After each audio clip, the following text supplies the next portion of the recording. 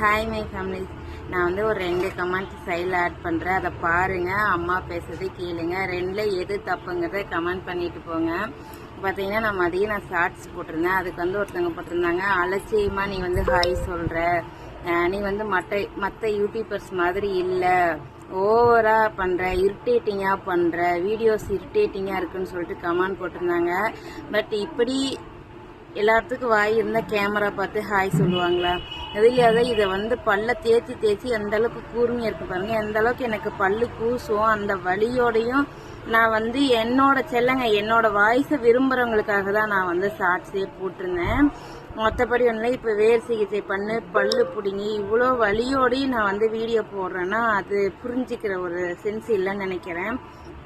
இன்னொரு கமெண்ட் என்ன அப்படின்னு பார்த்தீங்கன்னா, அதுவும் பார்த்துருப்பீங்க, இங்கேயும் நல்ல சாப்பாடு இல்லை போல அப்படின்ட்டு. நான் என்ன சாப்பாட்டுக்கு வழி இல்லாமல் இங்கே வந்து உட்காந்துருக்கேன்னு நினச்சிட்டு இருக்கீங்களா? என்னால் இன்னும் 4 பேர்த்துக்கு, இன்னும் 10 பேர்த்துக்கு சோறு போடுற கெப்பாசிட்டி எனக்கு இருக்கு.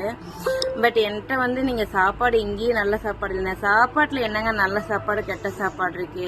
கஞ்சியாக இருந்தாலும் என் அக்கா வீட்டில் நான் குடிப்பேன், எங்கள் வீட்டில் அவங்க குடிப்பாங்க. நாங்கள் விருப்பப்பட்டு என்ன வேணாலும் சாப்பிடுவோம். அதை சொல்றதுக்கு என்னங்க ரைட்ஸ் இருக்கு? எனக்கு புரியல. கறி மீனும் சாப்பிட்டாதான் நல்ல சாப்பாடா? இல்ல நான் தான் சோத்துக்கு பிச்சை எடுத்துட்டு இருக்கேனா? சொல்லுங்க.